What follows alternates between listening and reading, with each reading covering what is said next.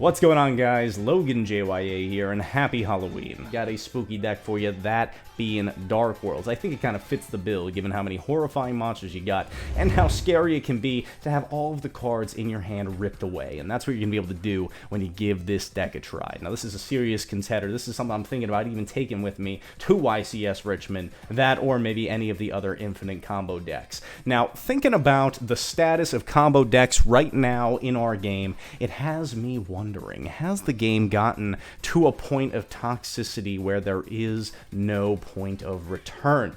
Man, we got decks like Dark World running around that can rip your hand, and people aren't even talking about it as something that needs to get hit on the ban list. We've also got Manadium putting up crazy lists. Just look at Stephen J. Trifanowski's performance, and we all know, as Drytron Duelist, what that deck is capable of. Has combo gone too far? Or am I just a know-nothing Yu-Gi-Oh boomer? Well, I'll tell you what, I do know this. I know that Dark World is a heck of a good deck, and be sure to stick around at the end of this video so you can see some actual gameplay examples going first and second of playing the Dark World strategy. Now, let's get into it.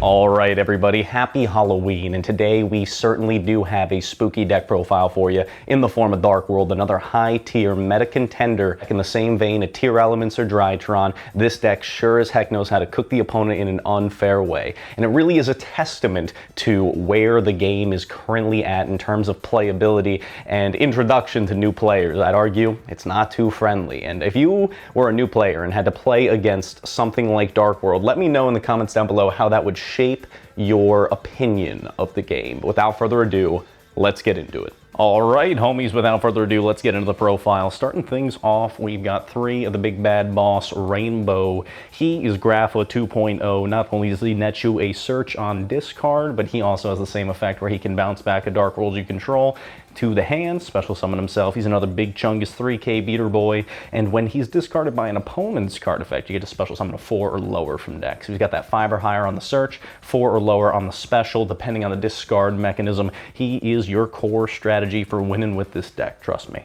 Then we still play 2 of the OG, the mighty Grapha. He comes in handy big time because you still need that key piece of removal. You still need your fusion piece for the new Grapha fusion. But I wouldn't play 3 of him because he could be a tad bit bricky. It's kind of like we're playing 5 of them if you think of Rainbow as an extension of what Grapha used to be. The deck has transformed significantly from how it was played back in the days of old, and I'm talking like 2014 time frame, so you guys know what I'm talking about. Moving on, we got 3 copies of Snow. The Mighty Searcher grabs you any Dark World card that you need on discard, and when it's by an opponent's card effect, you get to special summon something from their grave, which is pretty cool. Moving on from there, we got the new GOAT 3, Genta. Genta is one of your primary guys from the new structure deck because he grabs you gates and is a free extender special summon. And then we play 2 copies of Silva. Silva is mandatory because it's how you do your hand rip. Now, of course, you need to play 1. The second copy is technically optional, but it's good because this is a prime bestial target. If your opponent's got that Druis Worm or that Magnum Mutt, they are going to knock this guy right out of the park. So you want to be ready and catch them off guard. Ooh, they open that 1 bestial. Well, guess what? You got the second copy locked and loaded. Search that guy off Rainbow. You know you're set for success. And of course, we play the 1 Ceruli so we can count it as an opponent's discard. That's one other way to do so. This and our other boy, you already know who he is. He'll be coming soon. Now, one of the other core engines that we play are the Dangers, so we're maxing things out. Triple copies of Danger Nessie and triple copies of Danger Mothman. They're objectively the best names for this deck. Mothman because it gives you guaranteed discard outlet, and Nessie because it searches any other danger. But we do also choose to play 1 Bigfoot, 1 Jackalope, and 1 Chupacabra. Okay, so we play the Bigfoot, so it's a in-archetypal, searchable means of removal. The Jackalope because it can summon your level 4s from deck, and the Chupacabra because it's a fiend and can summon from grave. Then we've got the next goated engine, that being Mr. Gen, and the one of Ken, because it's another way to give yourself a free discard outlet, as well as draw 2 cards deeper into your deck. It also reverse orders. You can bounce this guy back to your hand, special summon it off Sarah, you just summon Gen to the opponent's side of the field, making them discard the last card out of their hand. Can come up, can be quite useful, and it also makes all of our talent/thrust cards as live as can be. Moving on, 1 copy of Zephyros the Elite. This is the final monster in the main deck, and it bounces back your dangers or anything else you want on field back into hand. Another useful card could be your field spell, because then you can activate it again. Zephyros is very, very clutch, and you're sending him to grave off of discards or off of your dangers. Next, we'll move on. 3 copies of the Gates, you gotta play the Gates, you search it off Genta. And we play 1 copy of the Ascension. This is your fusion spell, which gets you into Mr. Fusion Boy right here. You only need the 1 though, because you can discard to add it back to your hand, and you'll oftentimes find yourself using this as a discard outlet more than for the sake of making your fusion, but it is quite useful. Same thing goes for our Archives. Archives lets you go 2 more cards in deep and gives you another discard outlet to boost up your guys. This is also useful in games 2 and 3 when you have a certain side card in, where you're just going for big beater strategy. Hey, Archives is going to be your best friend. And then we play 1 copy of Corridor. Now, again, I think this probably goes without saying, but Corridor is among the ranks of the power 1 of spells that we're choosing to play in the main deck. And the reason why is because we play the 2 Thrust to go along with it, which is basically an archetypal in-engine card if you really think about it, considering how easy it is to make this card live with your Ceruli or with the Ken and Gen engines. So we're basically playing a 3 of every single of the last cards we just showed. Card Destruction, Reinforcements of the Army, the like. Same thing goes for the Dark Corridor. Now, you could make the argument to play more than 1 Dark Corridor to see it more often, but it is a hard once per turn, and the theory is you're going to be going through upwards of 20 cards in your deck in a single turn, so why would you over-invest on seeing those cards in multiples? So the 1 is sufficient. Same thing goes for our 1 nasty copy of the Eradicator Epidemic Virus. This is another win condition type card. You know Labyrinth can do it. Well, guess what? So can we. So we choose to play, and we got more options on the side, baby. You already know how we cook. Let's take a look at the extra deck now. 1 JK, 2 copies of the Mighty Grapha Fusion, because you can add back that Ascension, do it multiple times. Again, Ascension is both a discard outlet as well as an enabler for this big Chungus here, who is an Omni Negate, so kind of. He can't do the quick plays or the continuous or the field spells, but he does knock off a lot, and all monster effects just turn it into discard 1. Oftentimes, you can use his ability as the means of getting the last 2 cards out of your opponent's hand, depending on the situation. Now, moving on to the links, we got the 1 IP Masquerena paired with the 1 beautiful SP Little Knight, borrowed from my boy Brody. Shout out to him, appreciate that. The 1 Akashic Magician, this is mandatory in this deck because it's your primary means of bouncing back your Ceruli and or your Ken/Gen. You can use this to return them back to your hand and reuse their effects. It's that simple. Just a quick reminder, guys, because I've forgotten this before, even on stream I've forgotten this, you have to make them with the same type, okay? So use 2 Dark Worlds if you're trying to make it, just so you don't accidentally mess up using like a Ken or a Gen or some danger monster that doesn't fit that portfolio. Just keep that in mind, all right, guys? Now we got the 1 copy of Muckraker, another free discard outlet, quite useful to have because it does let you send your Dark Worlds to the grave, bring back some big Chungus beaters. Just remember, guys, you do get locked into Fiends after using this, and it also can't be used as a link material the turn it is summoned. So keep those restrictions in mind if you choose to go for Muckraker. Now, I do choose to play the 1 Unicorn. Okay, shout out to my boy Lewis. I hope you're happy, because I know we talked about this. I ended up opting for the Unicorn in the final build. This is just another key form of removal. Some would argue it's duplicative with the SP Little Knight, but I see it more so as a climbing, stepping stool ladder piece to get into your access code talker. Now, I've got the Apollosa because putting up this card is way too easy. Same thing goes for Nightmare Griffin. Hey, look at that. It's a Fiend, which means if we're Fiend locked, we can still summon it. I got the 1 copy of Firewall Dragon. Now I'm going to flag that this and Security Dragon are interchangeable. They're just 2 different means of having your second bounce back for a Ceruli or a Ken or a Gen. You just need to make sure you have a second way to do so. So in this build, I'm choosing to do it with Firewall, but Security Dragon is equally as applicable. Now we got the 1 copy access code. I mentioned that earlier. Same thing goes for our Yugioh Skuldred. I'm only playing 1. I think you should only need 1. If you find yourself needing more than 1, you might be going a little too balls to the wall, all right? So just take a step back, relax, lay off the Adderall, and then the 1 Yugioh you'll find will be sufficient. Then we also have the 1 copy of the Underworld Goddess, mandatory, because Pearly still exists. And then for our Exceeds, closing things out, we got 1 Dugaris for that draw discard outlet, or for a nice little OTK machine, bumping up your big boys, make 3K into 6K. It's pretty easy math. And then we get the 1 Abyss Dweller. For those tier elements, Unchained, any other shenanigan graveyard deck, we got enough 4s to make them. Might as well have this guy as an option. That's it for the extra deck. Now let's close things out with the side. But don't worry, guys, we still got some examples to show you to close things out too, so don't go anywhere yet. But we got triple copies of Droll and Lockbird because FTK decks still exist, very much so like this very deck. I think it would be hypocritical to play this deck and not at least be siding Droll and Lockbird just by the fact that Dark World does exist. And if you lose the die roll against it, you may very well just lose the match. Having Droll and Lock gives you a chance. Same thing goes for a deck like Drytron or a deck like Manadium. So we do choose to side this. Our main deck is very oriented at going first, so we have to have a way of kind of playing around that dichotomy. Next, moving on, we got triple copies of Lava Golem, a going second board breaker. We're getting hard into the going second card. Same thing goes for our gold. This is an inarchetypal means of breaking boards. I choose to keep in the Gen and Ken package as well as the Ceruli even when going second, because this card becomes an even bigger threat in terms of removal. Think of this as Grapha for 2. We're basically knocking off 2 cards instead of 1, and this guy special summons himself back. You side out 1 Silva, you bring in the gold. Shout out my boy Lewis, his idea, not mine.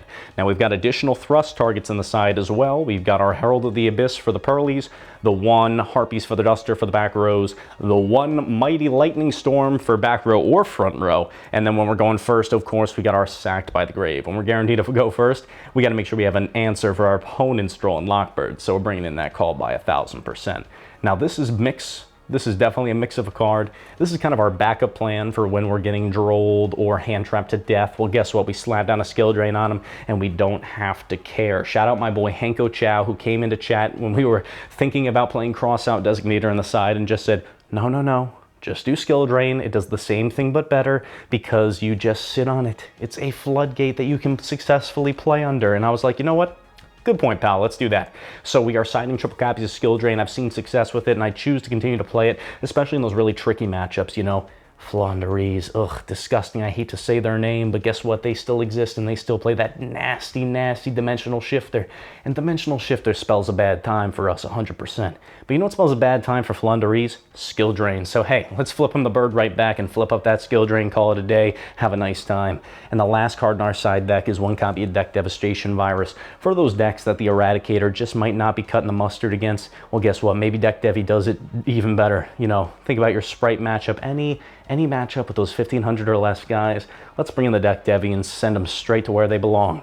Now that's it for the profile. I really hope you enjoyed. Let me know how the video quality came out in the comments down below, but we're not done here yet because I've got some examples to share with you. So be sure to smash that like button and let's get into these examples. Boom. All right, party people, let's take a look at some examples of the true power of the Dark World strategy so you can see how scary it truly is. Round 1, we're going to be facing off against the Manadiums. We got 2 more for you after this. We're going to kind of just speed on through them so you can see what we're facing down against. So, opening hand game 1, he has the Droll, but since we're starting things off with the mighty hard-drawn Silva, the opponent's like, not even worth it, let's just go into the next one. And I'm like, you know what? Fair enough, because, hey, losing 3 cards, you know, the Droll that you used to negate, and then 2 more off the Silva, yeah, that definitely doesn't feel good. So the opponent's like, you know what, I know what I'm playing against, let me just go first and build a board, and let's see how they deal with that. And we're going to kind of see exactly how I'm able to break apart that board, or at least try to, with Dark Worlds. And that's going to be true for a few of these examples. The deck does have strong inarchetypal means of going second. I don't want you to discredit this deck because it's a going first combo strategy. There's still a lot you can do when you go second. So we see the opponent building the Manadium board, ending up on 2 Synchros and the Little Knight. I go for the card destruction, ends up getting Ash, but hey, that's okay. We still got dangers we can kind of bounce off of here. I'm going to go for it. Nessie resolves first, go for the Mothman next. It's relatively unlikely it's going to resolve. He redeems the Little Knight pretty early here, which I'm quite thankful for. I think would have been tricky otherwise. The Mothman, of course, does get hit, but we get to trigger the Rainbow, giving us a free search. Now they're going to go for the Despater to negate that, but we drew into the Dark Corridor, which sets us up for success. Awesome negate for the Barone, which means we can resolve the Talents, get a few more cards, go the Ken and Gen engine online. Man, these guys are the lifeblood of this deck. Giving you those discard outlets is absolutely insane. You're going to see how we can dissect this board to the best of our ability. So getting the summon off of Snow, very, very nice from the Rainbows discarded by opponent's effect ability. Searching out things like Snow comes up all the time, so keep that in mind because you can summon it and then bounce it back with Rainbow. It's just goes together like peanut butter and jelly. So we end up resolving the Ascension. Ascension is great when you're going second because it's a discard outlet for Grapha. It lets you just rip through the opponent's board, and then you put up a big 3,200 boy that can swing over next to anything. At worst, it's a must negate card, and at best, you're putting up an Omni negate while discarding something that's going to let you pop your opponent's cards too. Yeah, it's pretty good. So we end up clearing house. We put up the good old Muckraker, so we're able to extend a little bit further beyond. But the Manadium player still got moves for days. Going to try and go for that Reinhardt.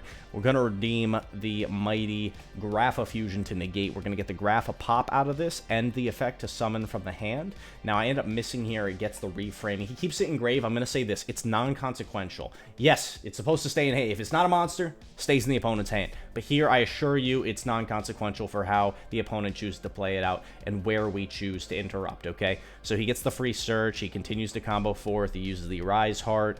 Summon out another one, get the Reichphobia. This is kind of what the deck does. It just extends on with different of the planet engines and just tries to put up the biggest board possible. Now here he goes for the access code talker line, is going to try and clear us out as much as possible. The Little Knight is going to remove our Grapha Fusion, but I get to summon another one, and I get to bring back the Grapha from the one that was removed by his Little Knight's effect. So it actually worked out perfectly that I got to use that one as a material.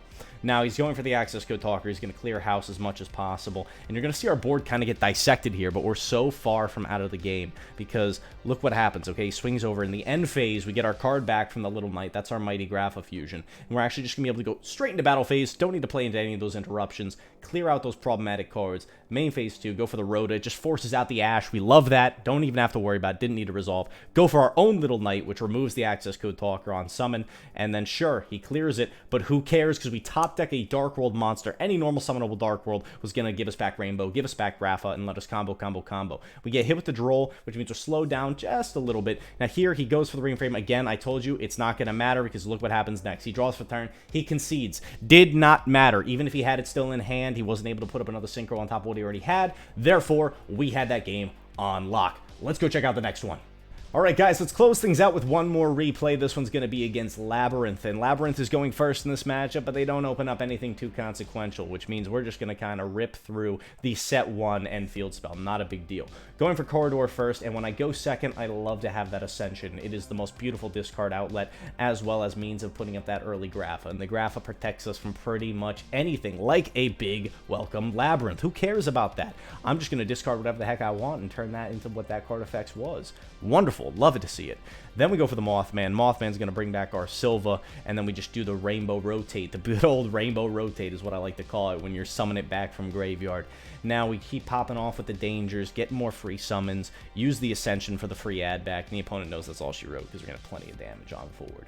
Let's go into the next game, Game 2. They see a pretty monster-heavy opening, but also featuring Fenrir and X-Draft. Hey, can't be too mad about that. Fenrir going to get a free search. We're going to see some back rows slap down, as well as the Stovey Torby going to get you a free set for that big welcome. So this is looking like a far better board than they put up in Game 1. But is it going to matter? Hey, let's find out. All right, we see them rotating the Labyrinth monsters. Going to go for a Destroy from hand, not a discard, a Destroy. And look what he hits. Oh, my Lightning Storm. What a pain. That was going to make quick work of this game. But hey, all right, we're going to have to try and work for it just a little bit more. Not a big deal. Going to go for the Gates, banish, discard, draw 1, get a summon back and a search, and a draw 2. Love to see it. So we line up the Ascension, we bring back the Silva from grave, and now we're going to start. Oh, he redeems the Fenrir. Guess what? The Archives is just there for bait. A little too late, my friend. Graph is going to start nuking off things in the back row, going for that welcome Labyrinth first, and we see an IDP redeemed to remove the Grapha and the other Grapha. But who cares because he didn't read its secret effect. You banished my Grapha. Joke is on you, pal. I'm bringing it right on back. So thank you for making my board just that much easier to put up. And I'm going to go for the Akashic here just for the purpose of getting back discard outlets. We see me rotate in another Gates of the Dark World, get another Rainbow Search, and look at that. The opponent gets on out of here because they realize they don't stand a chance against the assault that I'm going to bring onto their life points. Now, there are a lot of meta decks out there, but Dark World is one of the most powerful ones when it comes to ripping your opponent's hands to shred, but also when you're going second, breaking their boards into nothing and going straight after their life points. Yes, I know it looks like we're not playing a lot of going second cards in the main, but how much of them do you actually need? Not too many, especially when you make a card like Thrust live whenever you want it to with something like Kenningen package or Ceruli. So guys, my closing note on this deck is not only is it a scary contender that you want to be aware of and be prepared for, but it's also a crazy high ceiling combo deck that you might want to give a try too. Let me know what you think about it in the comments down below. Don't forget to leave a like, comment, subscribe for more Yu-Gi-Oh content, and with all that being said, LoganJYA signing off. Have a great day. I'll see you beautiful people later. Peace.